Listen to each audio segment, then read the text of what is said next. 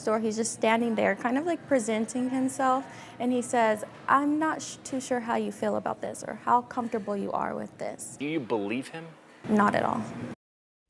Imagine the shock when Phoenix business owner Amber Aros showed up to a potential client's home only to be met at the door by a man completely naked. That man, Eddie Gonzalez, a well-known real estate broker in Arizona.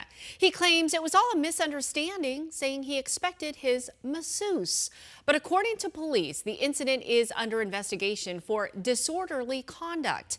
Gonzalez has since been fired from his company. So what could the legal consequences be if this moves forward? Let's take a legal deep dive. Attorney Hector Diaz joins me now.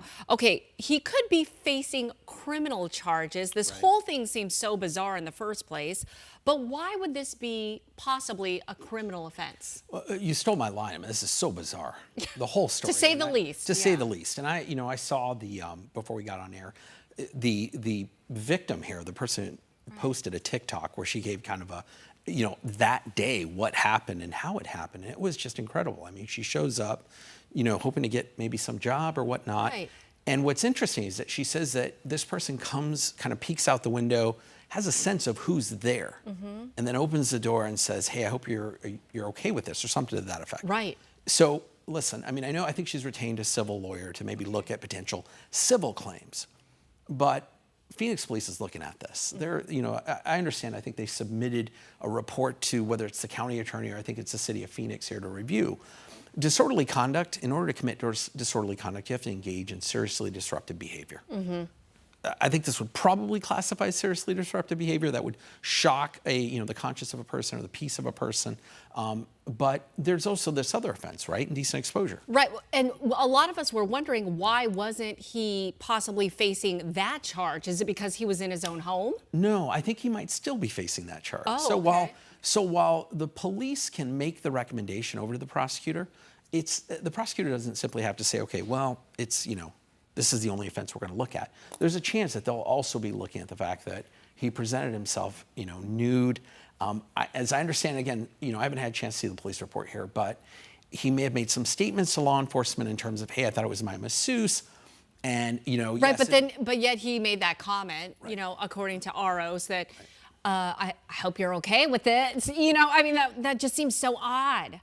For those masseuses out there, I mean, how many of them are having their customers show up naked at the door? It's just it's not reasonable. Okay. That argument isn't reasonable. We're gonna have there's gonna be more to this story. Okay. And so we'll have to see.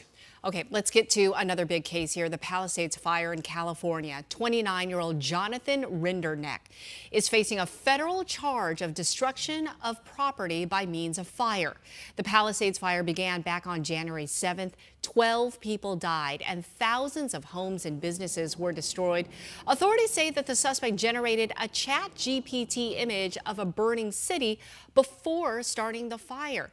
Talk about how police caught him and basically all the evidence supporting this. I think it came down to the electronic evidence here. And we're just getting some of the initial information that's coming in, but he may have called 911. Right. And actually tried to get people to, hey, there's a fire happening here.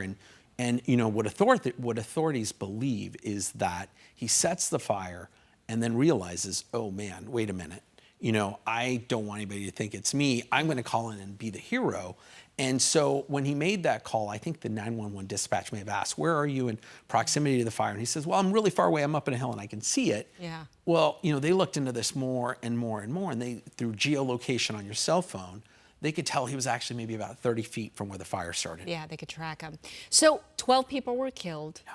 I mean, what other repercussions could he face? Well, right now, he's looking at the federal charge, right? He's the federal charge of arson and destruction of property. Do you think state charges will follow? Absolutely. I think that authorities now, they probably have been looking at this for quite some time. This isn't just an investigation that began a few days ago. It's been going on for some time. Yeah. And so they are waiting, I think, in the wings in terms of getting all their information together. And he could be looking at what's called felony murder under California law. Really severe. I mean, it's the ultimate maybe facing the ultimate punishment in terms of the death penalty. Oh, okay, because I was going to say right now it seems as though upon the charges that, Right. that he could be facing here, that he would face a maximum of 20 years in prison, which On the to me, federal. on the federal. Okay, because I thought, being possibly responsible for these deaths, also several communities being decimated.